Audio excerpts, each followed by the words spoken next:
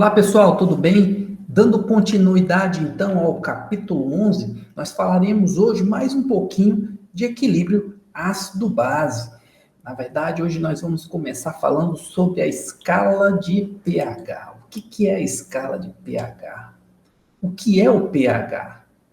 Por conveniência, geralmente expressamos a concentração de H+ em termos de pH. P minúsculo, H maiúsculo. E o que é esse pH? É o logaritmo negativo na base 10 de concentração de H+. Ficou confuso? Vejamos a equação.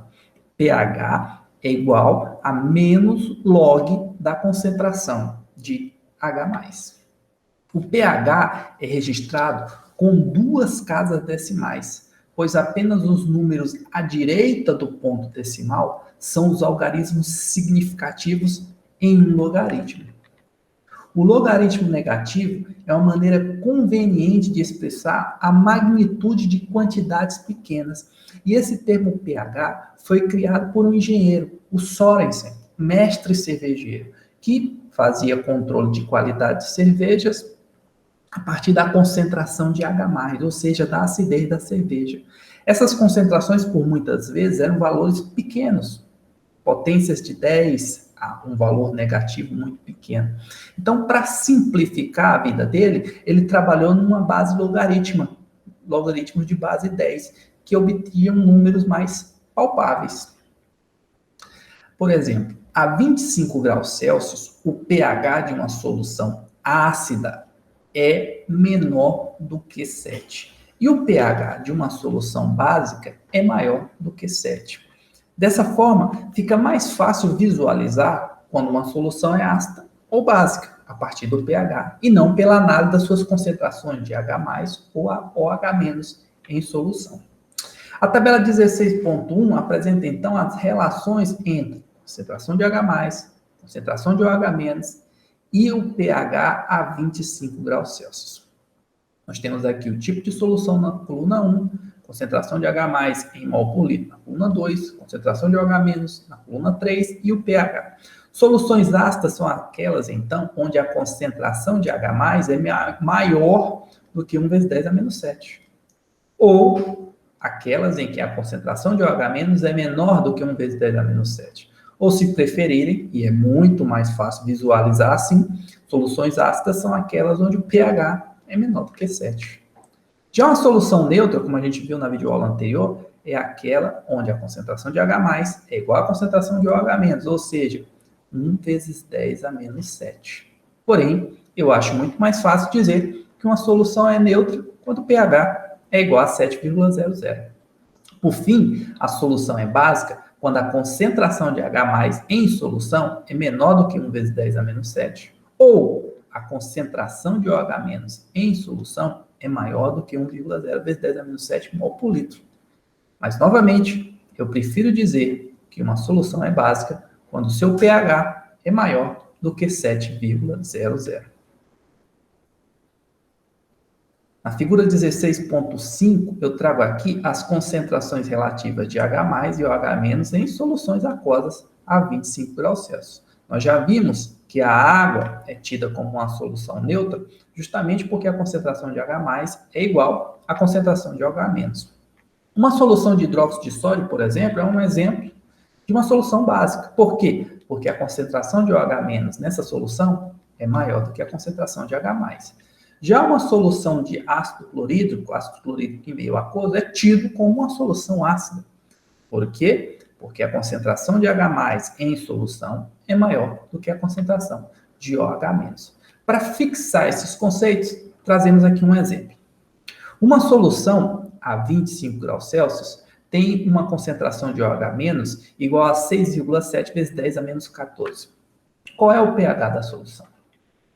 Para resolver essa questão, devemos usar novamente a equação que usamos na videoaula anterior, que diz que o Kw é igual à concentração de H+ vezes a concentração de OH-, que é igual a 1,0 vezes 10 a menos 14, a 25 graus Celsius, para então poder encontrar a concentração de H+, já que eu conheço a concentração de OH-. Vamos representar a concentração de H+, que é o termo que eu não conheço, como X. Isso vai resultar na seguinte expressão. Concentração de H+ vezes a concentração de OH- é igual a X, que é o termo desconhecido, concentração de H+, vezes a concentração de OH-, que segundo o exemplo, é de 6,7 vezes 10 a menos 14, que vai ser igual ao meu KW, que é 1,0 vezes 10 a menos 14. Consequentemente, eu tenho que x vai ser 1,0 vezes 10 a menos 14 dividido por 6,7 vezes 10 a menos 14, ou seja, o valor de x, que equivale à concentração de H+, vai ser de 0,15 molar, ou mol por litro. Agora, então, podemos usar a expressão do pH, que diz que pH é igual a menos log da concentração de H+, para determinar o pH da solução. Basta substituir aqui a concentração de H+ na expressão, que é 0,15, tirar o logaritmo negativo desse valor, usando a calculadora científica, e obter o pH de 0,82. Ou seja, temos aqui uma solução ácida, porque o pH é menor do que 7. Podemos também expressar a concentração de OH-, como POH. POH vai ser, então, o quê? Menos log da concentração de OH-. Da mesma maneira, podemos expressar o pKW, que vai ser igual a menos log do KW. Assim, se partirmos da expressão da constante de autoionização da água, que diz que KW é igual à concentração de H+, vezes a concentração de OH-, e multiplicarmos por menos log ambos os lados da equação, sabendo aqui de uma propriedade logarítmica que vocês aprenderam lá no ensino médio, que diz que log de A vezes log de B, log de A vezes B é igual a log de A mais log de B, eu tenho então que o KW vai ser, multiplicando por menos log de KW. Agora, concentração de H+ vezes concentração de OH- vezes menos log, aplicando a regra de logaritmo, vai ser menos log da concentração de H+, mais menos log da concentração de OH-. Sabendo também que menos log de x é outra regra de logaritmo, tá bom, gente? Tudo isso aqui vocês viram lá no ensino médio. Menos log de x é igual a px. Por isso que pH é menos log da concentração de H+. E por isso que POH é menos log da concentração de OH-. Então, menos log de x significa px. Então, eu posso escrever essas expressões em termos de P. Menos log de KW vai ser PKW, menos log da concentração de H+, vai ser pH, e mais, né, menos log da concentração de OH- vai ser POH. Chegando a essa expressão muito importante, que diz que PKW é igual a pH mais POH. Lembrem-se que o KW a 25 graus Celsius é igual a 1,0 vezes 10 a menos 14. Logo, PKW, que é menos log do KW, vai ser igual a 14.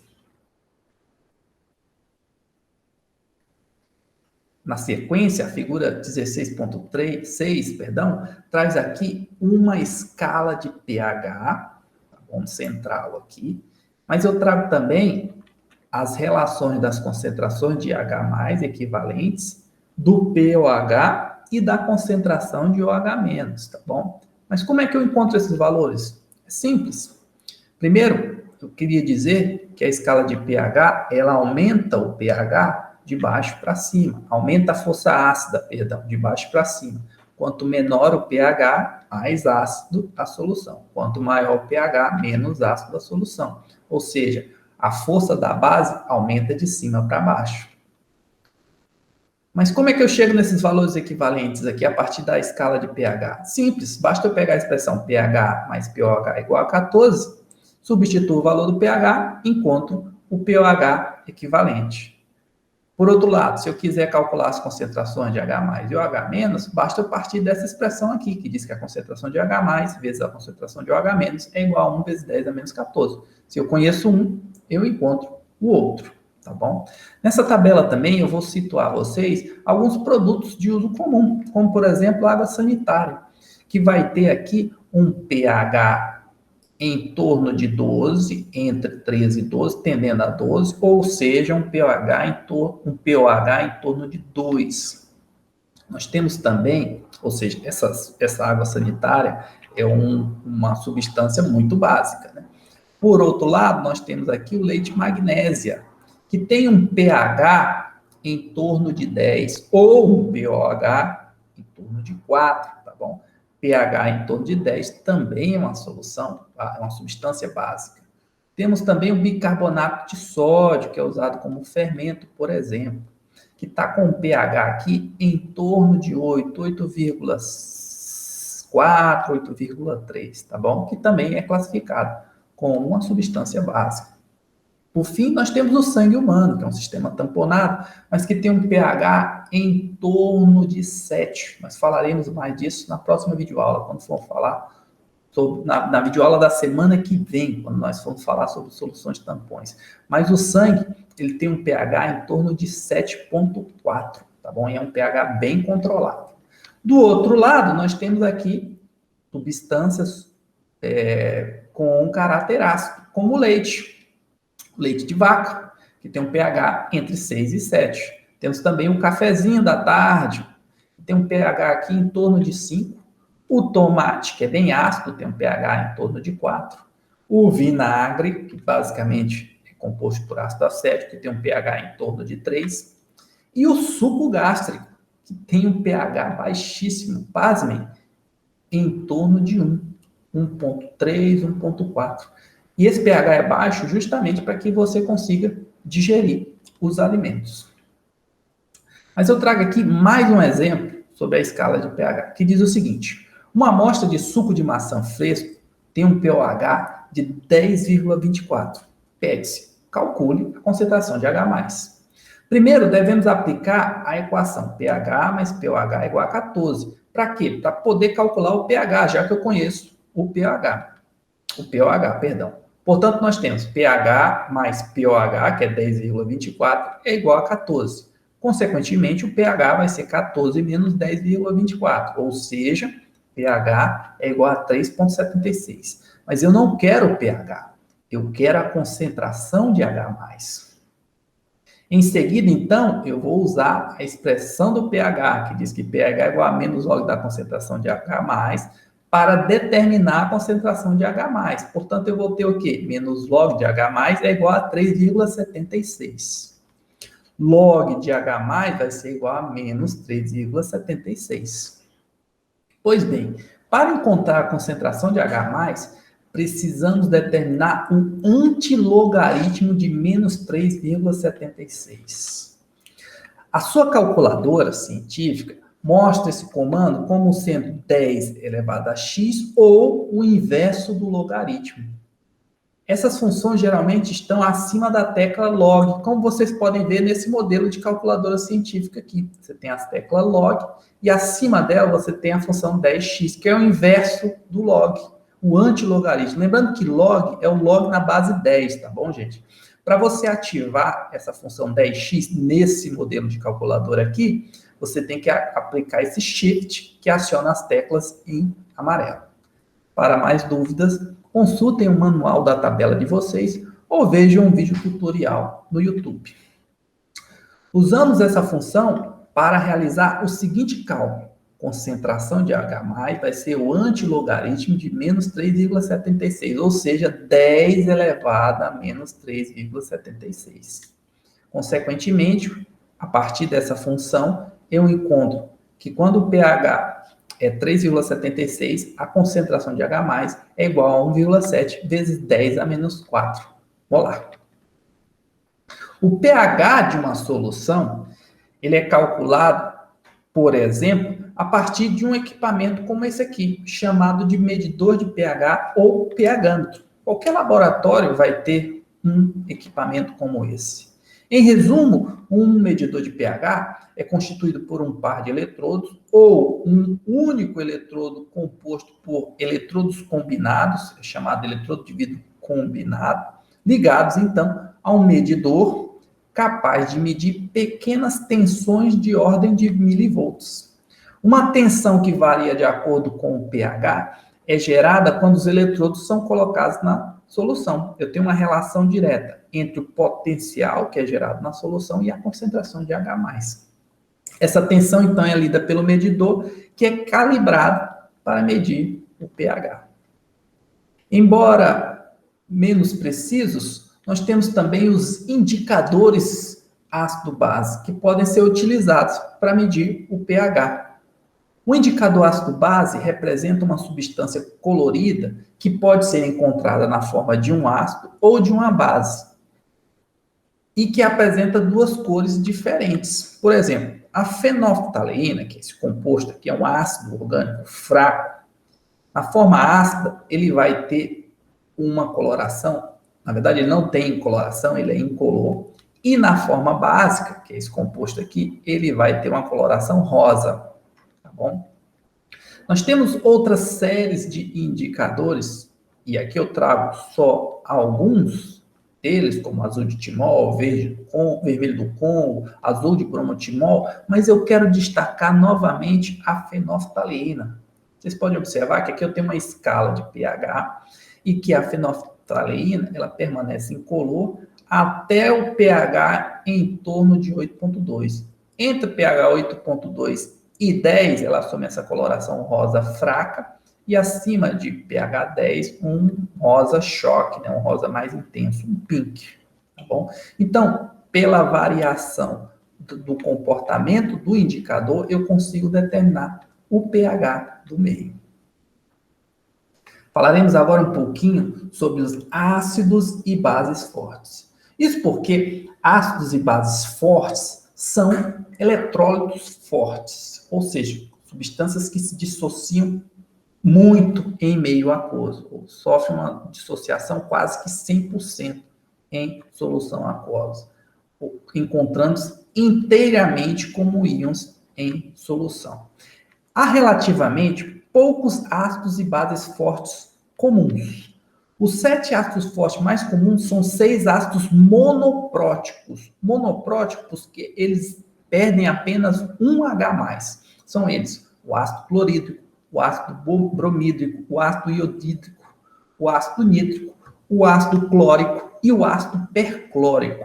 Além de um ácido diprótico, ele tem 2 hidrogênios ionizáveis, que é o caso aqui do ácido sulfúrico.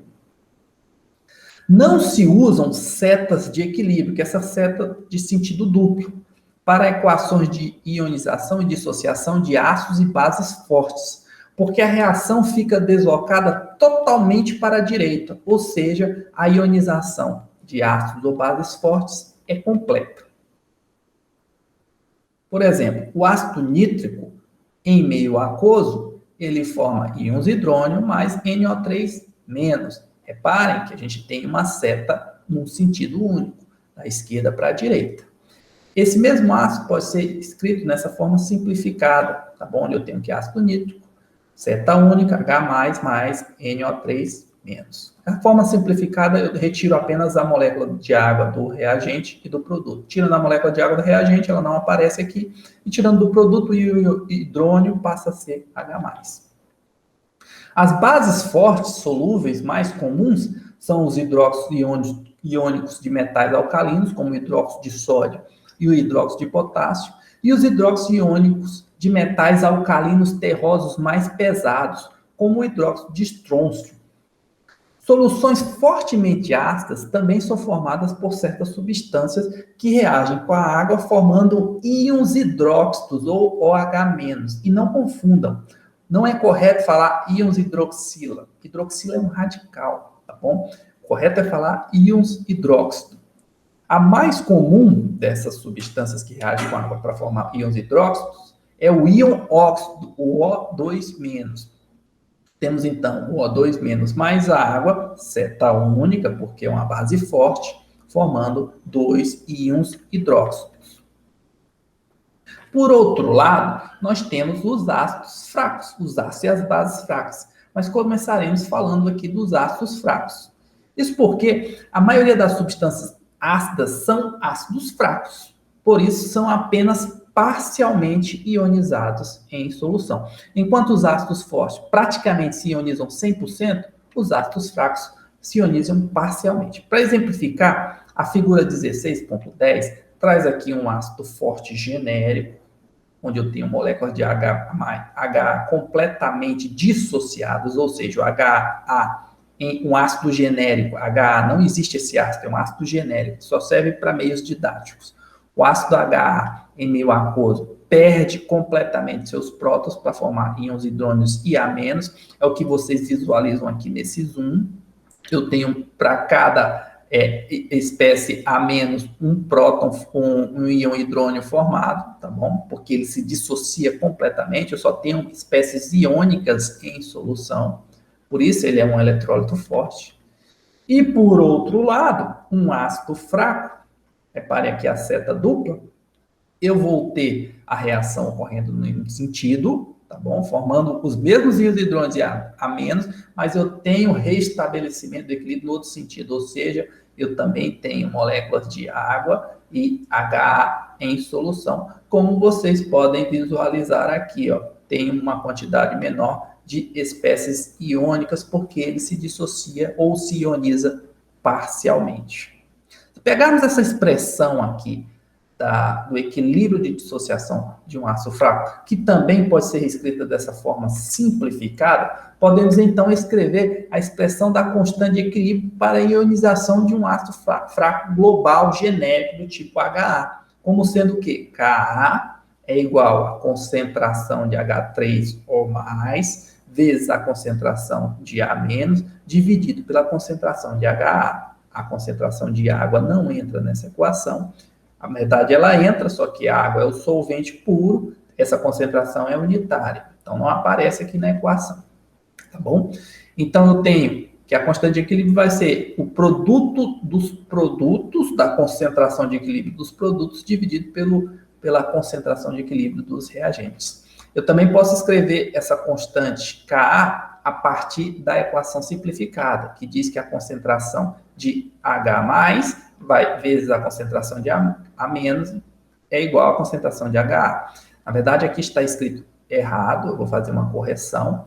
Não é H3 ou mais, mas simplesmente H+, tá bom? Que é esse H+, que aparece aqui na sequência.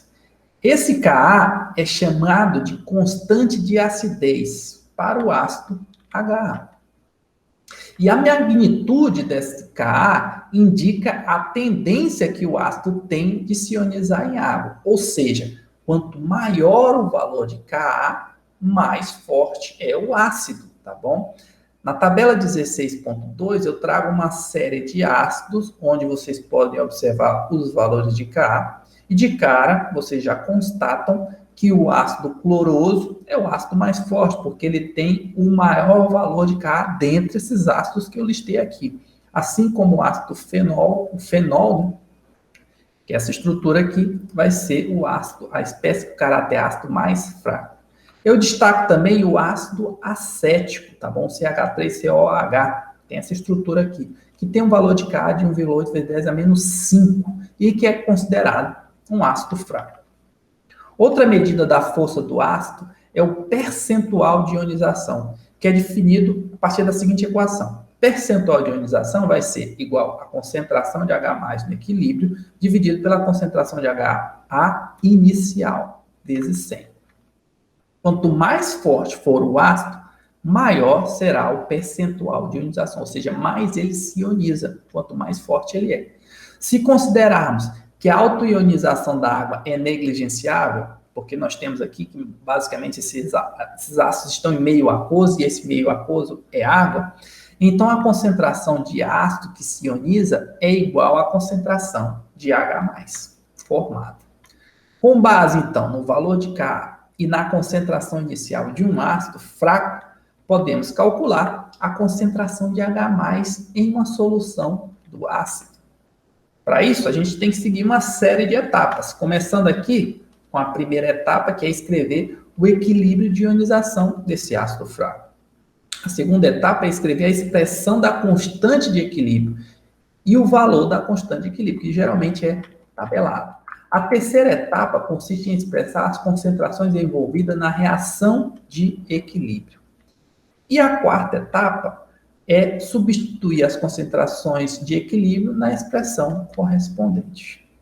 Para exemplificar essas etapas, nós temos aqui um exemplo que pede o seguinte. Calcule o pH e a porcentagem de moléculas ionizadas de HF em uma solução de HF 0,10 molar, sendo dado aqui o valor do Ka como sendo 6,8 vezes 10 a menos 4. Se esse valor não for dado, basta olhar nas tabelas, tá bom, gente? Geralmente os livros de química geral apresentam tabelas com valor de Ka e Kb ao final.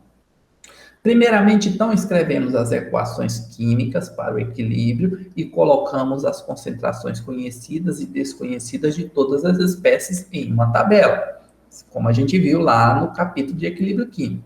Primeira linha é a concentração inicial em mol por litro, segunda linha é a variação da concentração em mol por litro, a terceira linha é a concentração no equilíbrio, também em mol por litro.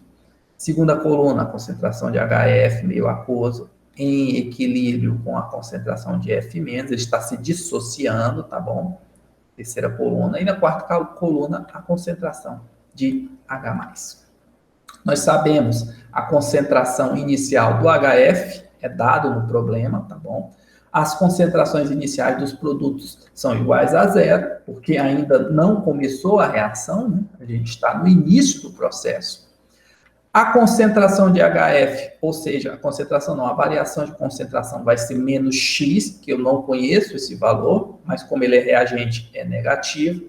E dos produtos vão ser mais X, porque eu não conheço esses valores, mas os produtos são formados, por isso positivo. Reagentes são consumidos, produtos são, o termo é negativo. De posse dessa simbologia aqui, eu posso então calcular a concentração no equilíbrio em função de X, ou seja, para o HF vai ser 0,10 menos X, para o F menos X e para o H+, também X. Em seguida, substituímos os valores das concentrações de equilíbrio na expressão da constante de equilíbrio, que é a seguinte, Ka vai ser igual à concentração de H+, vezes a concentração de F-, dividido pela concentração de HF no equilíbrio, tá bom? Todas essas concentrações no equilíbrio. Substituindo aqui pelos termos que aparecem na última linha da nossa tabela, nós temos X vezes X, que é a concentração de F- e a concentração de H+, dividido por 0,10 menos X, que é a concentração de equilíbrio do HF, vai ser igual a 6,8 vezes 10 a menos 4, que é o meu valor de Ka que foi dado no problema. Se resolvermos essa equação empregando uma aproximação, que é a seguinte, 0,10 menos x é aproximadamente igual a 0,10, isto é, eu estou omitindo a concentração de ácido que ioniza, nós vamos obter o seguinte, que x ao quadrado sobre 0,10 vai ser 6,8 vezes 10 a menos 4, ou seja, x é igual a 8,2 vezes 10 a menos 3 molar. No entanto, pessoal, como essa aproximação é superior a 5% de 0,10, que é a concentração inicial de HF, ou seja, 8,2 vezes 10 a menos 3, que foi o resultado que eu encontrei, é maior que 5% de 0,10, que é algo em torno de 5 vezes 10 a menos 3, devemos trabalhar não com a aproximação, mas sim a partir de equações quadráticas ou equações do segundo grau. E vocês lembram disso lá do ensino médio?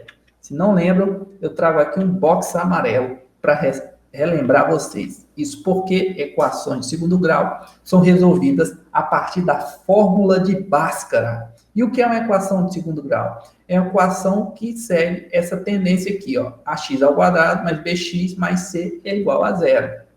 Consequentemente, x vai ser igual a menos b, mais ou menos raiz de delta, sobre 2a. Fórmula de Bhaskara.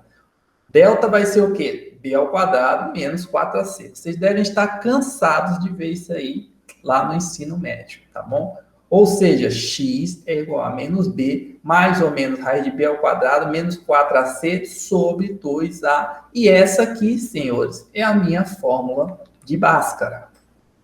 Pois bem, voltando ao nosso cálculo anterior, se nós multiplicarmos aqui em x, eu vou ter o quê? X ao quadrado vai ser igual a 0,10 menos x vezes 6,8 vezes 10 a menos 4. Se eu multiplicar 6,8 vezes 10 a menos 4 por esse termo que está dentro de parênteses, eu vou ter o quê? Que x ao quadrado é igual a 6,8 vezes 10 a menos 5, menos 6,8 vezes 10 a menos 4x. Passando todos os termos para o mesmo lado, eu tenho x ao quadrado mais 6,8 vezes 10 a menos 4x menos 6,8 vezes 10 a menos 5 é igual a zero. Acontece que essa equação aqui, ó, que eu acabei de obter, é uma equação do tipo ax ao quadrado mais bx mais c igual a zero. Ou seja, é uma equação quadrática, uma equação de segundo grau. Consequentemente, para resolvê-la, precisamos aplicar a fórmula de Bhaskara, sabendo que A é igual a 1, é o número que multiplica x ao quadrado, tá bom? B é igual a 6,8 vezes 10 a menos 4, é o número que multiplica x, e C é igual a menos 6,8 vezes 10 a menos 5. Substituindo A, B e C na fórmula de Bhaskara, eu tenho então que x vai ser igual a menos 6,8 vezes 10 a menos 4, mais ou menos 6,8 vezes 10 a menos 4 ao quadrado, menos 4ac, ou 4 vezes 1 vezes menos 6,8 vezes 10 a menos 5, dividido por 2, já que a é igual a 1. X é então igual a menos 6,8 vezes 10 a menos 4, mais ou menos, esse termo aqui é equivalente a 1,6 vezes 10 a menos 2, dividido por 2. Observem que na fórmula de Bhaskara a gente tem que ter mais ou menos. Consequentemente, eu tenho duas respostas de x possíveis. Uma resposta positiva, 7,9 vezes 10 a menos 3 mol por litro, e uma resposta x' negativa, 8,3 vezes 10 a menos 3 mol por litro. Acontece, senhores, que das duas soluções, apenas o valor positivo para x é quimicamente razoável. Não existe concentrações negativas, né? A partir desse valor, podemos determinar, então, a concentração de H+, e, consequentemente, o pH, tá bom? Se x é igual à concentração de H+, que é igual à concentração de F-, íons fluoreto, eu tenho que essas concentrações equivalem a 7,9 vezes 10 a menos 3 mol por litro, que é a solução encontrada via fórmula de Bhaskara. Consequentemente, o pH, que é igual a menos log da concentração de H+, vai ser menos log de 7,9 vezes 10 a menos 3, ou seja, pH é igual a 2,1. A partir do pH, podemos calcular a percentagem de moléculas ionizadas. A partir da fórmula, percentual de ionização é igual à concentração de H+ no equilíbrio dividido pela concentração de HA inicial vezes 100. Ou seja, percentual de ionização de HF é igual à concentração de equilíbrio, que é 7,9 vezes 10 a menos 3 mol por litro, dividido pela concentração inicial do ácido, que é 0,10 vezes 100%, que me dá, ao final, um percentual de ionização de 7,9%. As propriedades de uma solução ácida relacionadas diretamente à concentração de H+, assim como a condutividade elétrica e a velocidade de reação com um metal ativo, são menos evidentes para soluções de ácidos fracos do que para uma solução de ácido forte de mesma concentração. Porém, à medida que a concentração de um ácido fraco aumenta, a concentração de H+ no equilíbrio também aumenta, como esperado. No entanto, o percentual de ionização diminui à medida que a concentração aumenta. Dessa forma, a concentração de H+ não é diretamente proporcional à concentração do ácido fraco. Por exemplo, dobrar a concentração de um ácido fraco não significa que você vai dobrar a concentração de H+. Isso fica fácil de visualizar aqui na figura 16.2, que mostra o efeito da concentração sobre o percentual de ionização de uma solução de ácido acético, ou seja, no eixo X nós temos a concentração do ácido e no eixo Y o percentual de ionização. Vejam que não é linear, é exponencial, tá bom? À medida que eu aumento a concentração do ácido, eu diminuo o percentual de ionização de forma exponencial. No finalzinho aqui, ele é praticamente constante. Não adianta mais aumentar a concentração do ácido, que o percentual de ionização é praticamente 1. É o que a gente mostra aqui, ó. À medida que a concentração aumenta, o percentual menor de moléculas de CH3COH se dissocia. Para que a gente visualize como a força do ácido influencia na cinética da reação, nós temos aqui na figura 16.11 as velocidades da mesma reação em um ácido forte e um ácido fraco. Nós temos um experimento onde nós temos um ácido forte e um ácido fraco e colocamos aqui uma fita de magnésio metálico em contato com esse ácido. Em tempo zero, nada ocorre, porque ela não entrou em contato ainda. E em tempo T, aqui, vai ocorrer uma liberação com uma reação com liberação de gás hidrogênio, semelhante ao que está acontecendo aqui, ó, magnésio metálico, mais, no caso aqui, o ácido forte é o HCl, formando aqui seta única, ó, magnésio 2+, mais 2, mais H2, que é um gás, mais 2C-elementos. Caso esse magnésio reaja com o ácido acético, que é o nosso ácido fraco aqui do exemplo, ele também vai formar H2 gasoso, só que essa reação aqui vai ser mais lenta, tá bom? Portanto, com o passar do tempo, a reação no ácido forte se completa mais rapidamente e bolhas de H2 mostram que a reação ainda não finalizou aqui com o ácido fraco.